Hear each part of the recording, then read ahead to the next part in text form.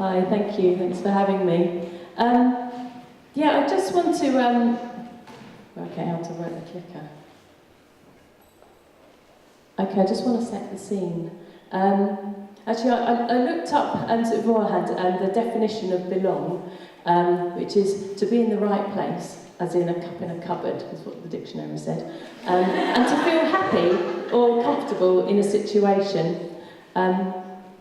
I also looked up the definition of home, and it was just very sort of straightforward, where you live. But I thought, actually, no, it's not. It's more than that. For me, it's a combination of the two. It's that sense of belonging. And so I just want to just pause for a moment and just want you just to sort of think about what does home mean to you? Is it that safe space where you feel you belong? It's the place that's actually full of your stuff, actually, isn't it? And just full of memories. But yeah, again, I don't know about you, but I've just got things from when I was a little person, teddies and things like that, sort of stashed away and things like that. But it's also a place that you can control. You can control who comes in, and you can have your mates round and things like that. And also maybe it's a place where you can recharge after a busy day. So yeah, I think we all like to have a place that we can call home, and it's a place from which we do life. Also, can you maybe sort of think of a time when you haven't had that space, even if it's only been sort of temporary? So, what about like when you've had to share a room? And there were sort of times sort of growing up, I used to have to share a bedroom with my siblings, and I used to hate it. Just like, I just need my own space. Or maybe when you've been visiting sort of friends and families, and sometimes that can get a bit stressful. Or just somewhere staying really impersonal, so with a motel or something, sort of, or travel lodge type sort of thing, when you're sort of having to do an overstay for work or something like that. And then just sort of remembering that feeling when you've been away on holiday and then you're sort of coming home, and that sense of being back where you belong. Holidays can be lovely, but I do quite a lot of camping actually, and when I come back I really do appreciate those creature comforts. There's something as nice about sort of coming back as there is sort of to going away. So I don't know if I'm terrible at pronouncing things, but I don't know whether the Danish have a word for it. It's like hygge, something like that. I can't quite pronounce it right. And it's that thinking, think of cosy nights in sort of with the fire burning and a nice sort of hot cocoa, cup of hot cocoa or something, and that just generally that feeling.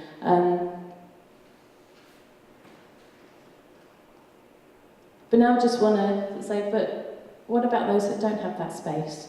They might have somewhere to sleep, but it's not what they would call a home. What about those who might have a complicated relationship with that concept? They may have experienced homelessness, or been in care, or have no control over where they live, but they're still expected to do life the same as the rest of us. How can they create that space from which they can do life without help? So now I'm just going to go into a little bit about me, as to why I started to think about these questions and things. So my background is, for more years than I care to remember, I sort of worked in sort of the support field in sort of housing and homelessness and things like that. And I've sort of worked in hostels and supported housing. I've delivered a service providing housing advice and tenancy support for young people, and supported people living in temporary accommodation, and those that are just living in accommodation but with really very limited income. And over the years, I've just seen people that have been unable to sort of to decorate their space. And turn it into a space where they feel more comfortable, to actually even get the basics sort of furniture, sort of where people are just sort of like just sitting on sort of empty boxes and things that they maybe scrounged in the street, and then have sort of somewhere where actually they want to live. Sometimes people are placed in areas that they really hate, and that can be a real sort of barrier. And actually, sometimes people are finding that they're just unable to change their situation. So that feeling of home and that space, that sanctuary, can be a completely alien thing for some people. And there's a lot of support out there, but it's all the traditional sort of support. So they're really good at helping people sort of find and keep accommodation, budgeting and paying for bills, and finding work and training and attending appointments.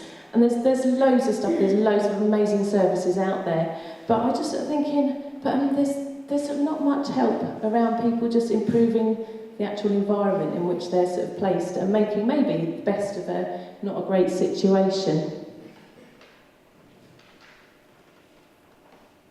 So this is where after many conversations with sort of different sort of friends and sort of colleagues and things, I came up with this idea of Room for Home. It's a bit of a rubbish title, but you know. But basically, it's trying to sort of help people to create space in their lives, to make room in their lives for home. And actually, it's a little bit indulgent as well. So it's the marrying sort of, for me, sort of my experience of providing sort of support and things like that, my own just personal obsession with upcycling things and making stuff in my own home. And I remember sort of chatting to a volunteer that I was sort of supporting who was quite sort of similar in many sort of ways. I remember, and she was wanting to train to be an interior designer, and I just said, oh, you've got something really special actually. You've got a real sort of eye for design and sort of making stuff, but you're really good with people. And then I remember sitting there thinking, oh, maybe that's me too. And there's just this big thing, this thing burning inside me, sort of ever since really. So I took the plunge and spoke it out. And actually that's quite scary, just sort of speaking out this idea that I had in my head. And so for the last sort of year or so, I've been on a bit of a journey. And so I started out with running a small pilot with a local charity called Just Life, where they gave me the opportunity to test this idea out. So I started sort of running some workshops. So these are some of the pictures of some of the workshops we've done. So we've sort of been making lampshades, getting old picture frames and things, taking the glass out and sort of turning them into sort of little notice boards and things like that. And then also doing sort of one-to-one support with people. So actually going into someone's sort of accommodation and just sort of helping them, a bit more of a sort of support work style sort of thing rather than sort of DIY SOS coming in and taking over and sorting stuff out, and just working alongside a person and just sort of saying, you know, what's really getting you down about this space? What can I do in my skill set? What time have we got available and what's the budget? And just sort of trying to weave in and just helping them sort of to take sort of ownership of that as well, and just enable them to sort of turn their space into a place that they sort of feel more comfortable in.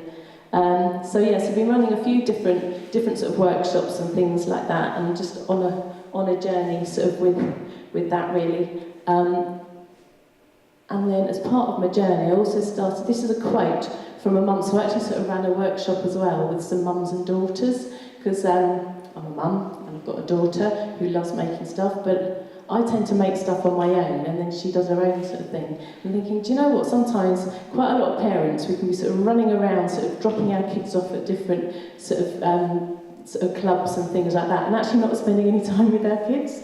And so I thought, actually, do you know what would be really lovely is to do a sort of workshop, sort of, and get a group of people sort of together and doing stuff together, because there's something, again, really special about sort of making things together in a workshop sort of setting, where you've got something sort of in common and you're sort of working sort of together like that. And so we ran this little workshop with some daughters, and it was brilliant. And I sort of feel like, yeah, no, I'm onto something here.